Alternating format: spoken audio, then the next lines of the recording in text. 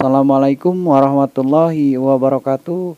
Alhamdulillah kita masih bisa bertemu ya di channel belajar bersama Aruna. Nah, di video kita kali ini kita akan membahas cara-cara untuk membuat rencana pelaksanaan pembelajaran satu lembar atau satu halaman ya. Sesuai dengan surat edaran nomor 14 tahun 2019 tentang penyederhanaan rencana pelaksanaan pembelajaran ya atau RPP. Nah, terdapat 3 komponen inti dalam penyederhanaan RPP sesuai dengan edaran Kemendikbud tersebut ya, yaitu tujuan pembelajaran, langkah-langkah kegiatan pembelajaran, dan penilaian pembelajaran ya atau asesmen. Nah, untuk komponen-komponen lainnya itu dalam penyusunan RPP bersifat sebagai pelengkap saja ya. Nah, yang pertama itu yang perlu teman-teman buat adalah tujuan pembelajaran ya. Nah, untuk tujuan pembelajaran ditulis dengan merujuk pada kurikulum 2013 ya dan kebutuhan belajar peserta didik. Tujuan pembelajaran menggambarkan proses dan hasil pembelajaran yang diharapkan dicapai oleh siswa sesuai dengan KD ya atau kompetensi dasar ya. Dan tujuan pembelajaran dibuat berdasarkan kompetensi inti, kompetensi dasar, dan indikator yang lebih atau yang telah ditentukan ya.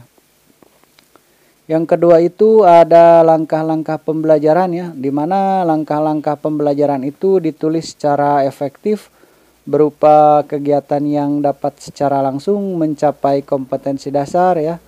Meskipun demikian, kegiatan pembelajaran tetap dilakukan secara interaktif, inspiratif, menyenangkan, menantang, dan memotivasi peserta didik ya. Di dalam kegiatan pembelajaran sendiri, peserta didik diajak untuk berpartisipasi aktif ya, memberikan ruang yang cukup bagi kreativitas dan kemandirian sesuai dengan bakat, minat, dan perkembangan fisik serta psikologinya.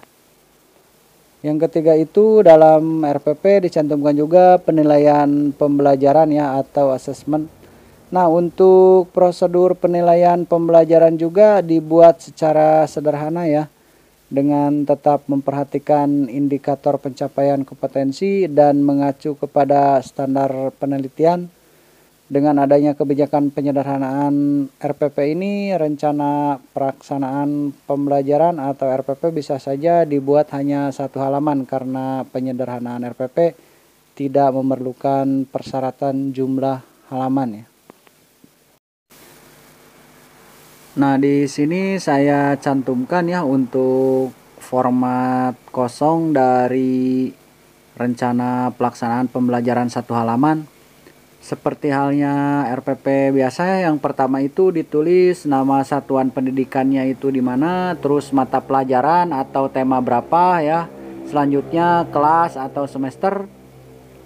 Lalu materi pokok dan alokasi waktu ya. Nah, untuk isi dari RPP-nya itu sendiri adalah yang pertama adalah tujuan pembelajaran ya. Nah, untuk tujuan pembelajaran teman-teman bisa salin dari RPP yang lama ya ke sini sama saja ya seperti itu. Yang kedua ada langkah-langkah kegiatan pembelajaran ya. Langkah-langkah kegiatan pembelajaran itu ada alat dan bahan ya. Alat-alatnya itu apa, bahannya apa, pertanyaan ya. Ada juga pertanyaan ya. Nah, seperti itu. Selanjutnya siswa berlatih praktik atau mengerjakan tugas di buku apa, halaman berapa ya, atau apabila menggunakan internet bisa dicantumkan di sini. Selanjutnya ada siswa mempresentasikan hasil kerja kelompoknya atau hasil dari individu yang telah siswa teman-teman kerjakan itu ya. Lalu yang terakhir itu ada menyimpulkan dan penilaian pembelajaran ya. Untuk kesimpulan pembelajaran bisa teman-teman cantumkan sesuai dengan tema-tema yang telah teman-teman berikan kepada siswa teman-teman sendiri ya. Dan penilaian, untuk penilaian bisa teman-teman cantumkan di sini penilaian seperti apa yang diterapkan untuk tema yang diberikan kepada siswa teman-teman sendiri. Selanjutnya titik mangsa, guru mata pelajaran atau kelas, terus mengetahui kepala sekolah. Nah, di sini juga saya cantumkan ya untuk rencana pelaksanaan pembelajaran satu halaman yang sudah terisi ya, contohnya seperti ini. Seperti biasa, pertama ditulis itu satuan pendidikan, terus kelas atau semester, temanya tema 6 ya, sengaja saya ambil dari buku kelas 6 ya, kelas 6 SD. Subtema 1, terus muatan terpadu, pembelajaran keberapa, dan alokasi waktu ya. Nah, untuk isi dari RPP itu sendiri, yang pertama tujuan pembelajaran ya. Nah, untuk tujuan pembelajaran itu sendiri mungkin sudah tercantum di RPP sebelumnya, bisa teman-teman salin ke sini ya, bisa saja seperti itu. Yang keduanya itu atau yang B, dicantumkan kegiatan pembelajaran ya. Nah, untuk kegiatan pembelajaran itu sendiri ada kegiatan pendahuluan ya, dimana deskripsi kegiatannya itu adalah orientasi ya, seperti membaca doa terlebih dahulu, mengucapkan salam ya. Dan dialokasi waktunya itu kurang lebih selama 15 menit ya. Selanjutnya untuk kegiatan inti ada sintak model discovery learning ya. Untuk alokasi waktunya itu sesuai dengan jam mata pelajaran yang teman-teman ampuh ya. Nah, kegiatannya itu sendiri adalah yang pertama, ayo mengamati ya. Siswa mengamati berbagai gambar kegiatan warga masyarakat di Kampung Damai atau seperti apa ya, sesuai di buku. Selanjutnya ayo berdiskusi ya. Siswa mengamati gambar kemudian didiskusikan ya, membentuk kelompok atau seperti apa, bisa sesuai dengan yang teman-teman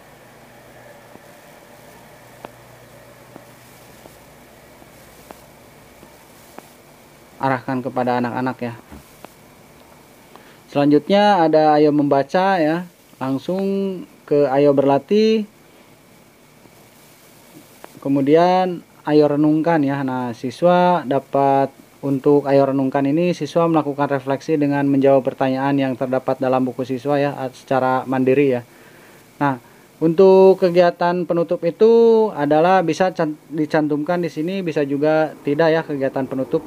Nah, kerjasama, contohnya kegiatannya itu adalah kerjasama dengan orang tua ya, seperti itu.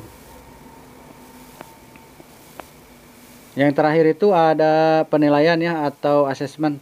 Nah, penilaian terhadap materi ini dapat dilakukan sebagai atau sesuai dengan kebutuhan guru, yaitu dari pengamatan sikap, tes pengetahuan, dan presentasi unjuk kerja atau hasil karya proyek dengan rubrik penilaian ya. Nah, jadi seperti itu ya.